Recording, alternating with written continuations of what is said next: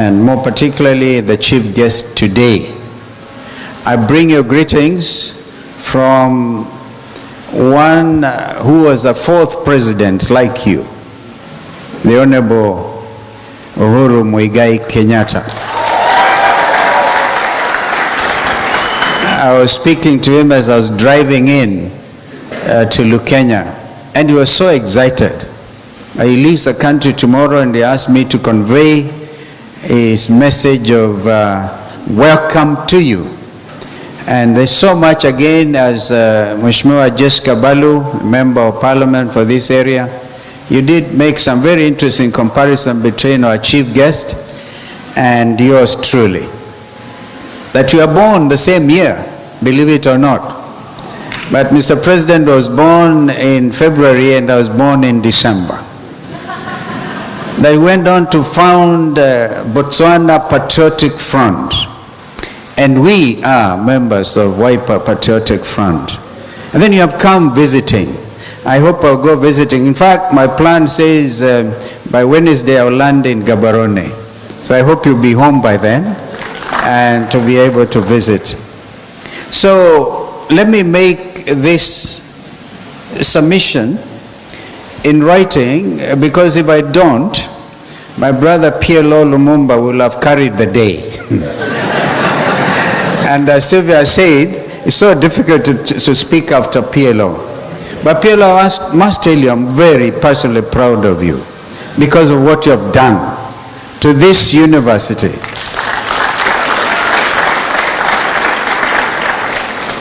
And you continue to live that dream of Pan-Africanism. Content. Then you also add form to it because you're eloquent. And so I must take this opportunity to urge you on. Don't look back. Now you're looking at innovation. You're even looking at media relations. You're expanding this space. Because, as you say, the period of sloganeering is over. No more slogans. We need to really live what we preach. And so you're in the forefront at such a time as this. I've seen you crisscross the continent, sometimes addressing huge audiences, some not so huge. Like I watched that what you talked about in Accra, Ghana, and I'm truly amazed.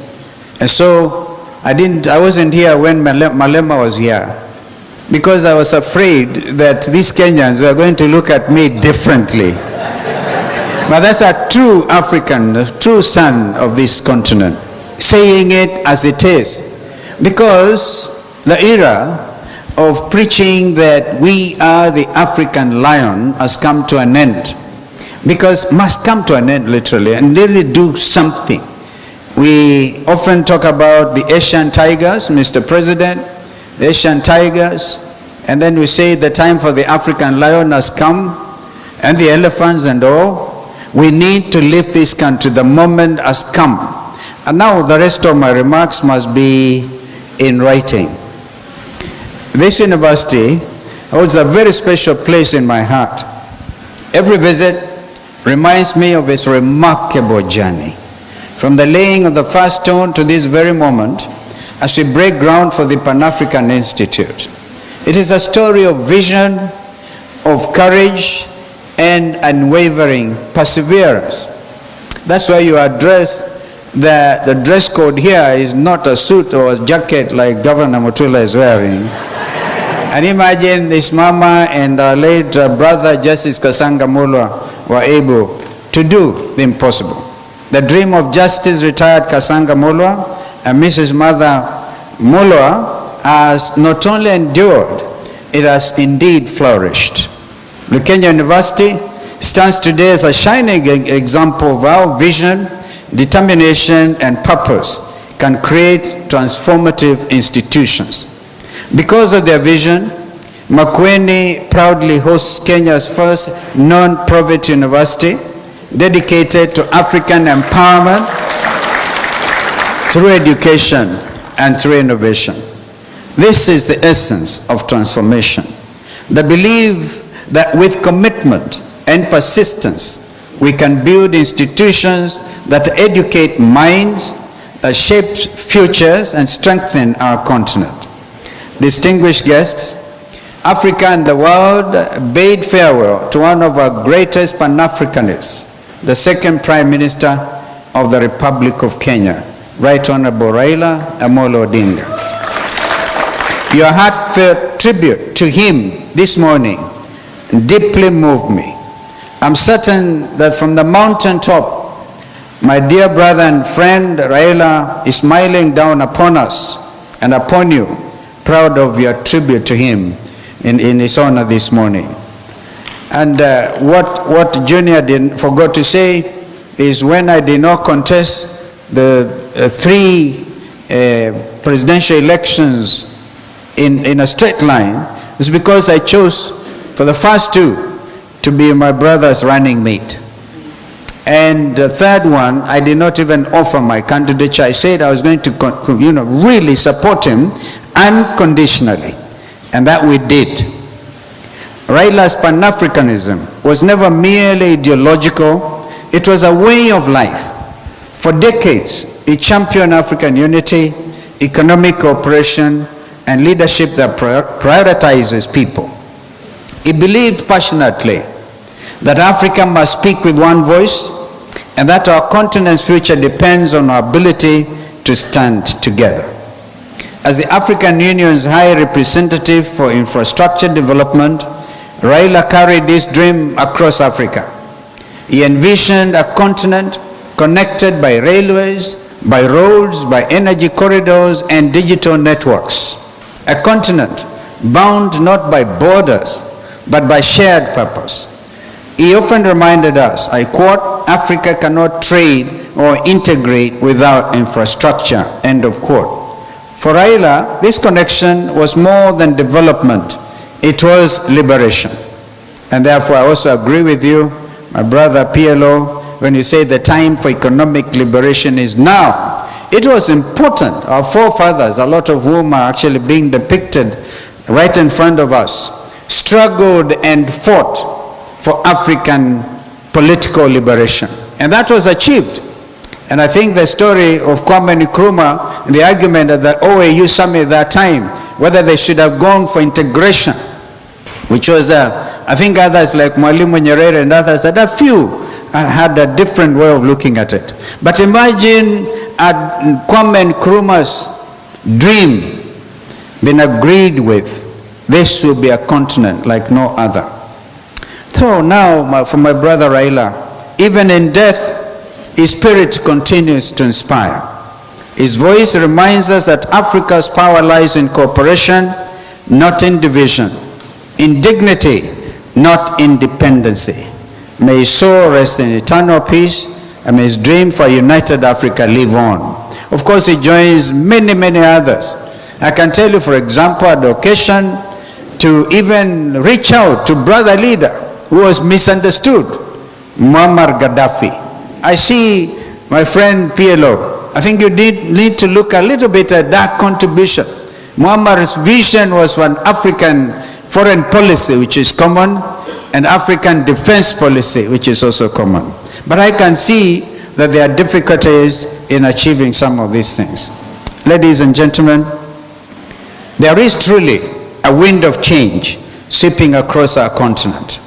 This wind is the latest expression of Pan-Africanism, I dare say.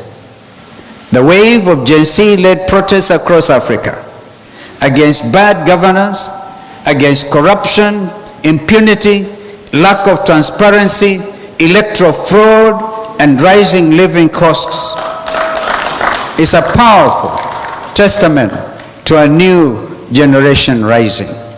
These peaceful demonstrations are not acts of recklessness. They are acts of hope and determination aimed at restoring the dignity of their generation and ours, just as their forefathers restored Africa's dignity through the struggle against colonialism and oppression. This is Pan-Africanism in action, an awakening that must be recognized and supported. African leaders must stop treating protesters as criminals.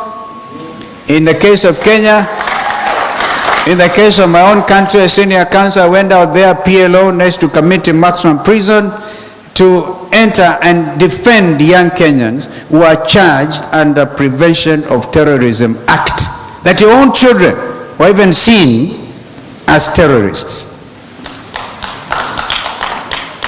So, leaders must listen to their people and not silence them. This surge of youth-led Pan-Africanism is not accidental. 19 coups in just 4 years, coupled with the persistence of one-term presidencies, are warnings we cannot ignore. Well, did I talk to you? Did I say one term? Did I hear you say one term? One term. Mr. President, that is the clarion call in our country. This has become our second national anthem. Guests, dear friends, as we break ground for the Pan-African Institute today, let this moment be a reminder that Africa's future is in our hands and we are still painting our canvas.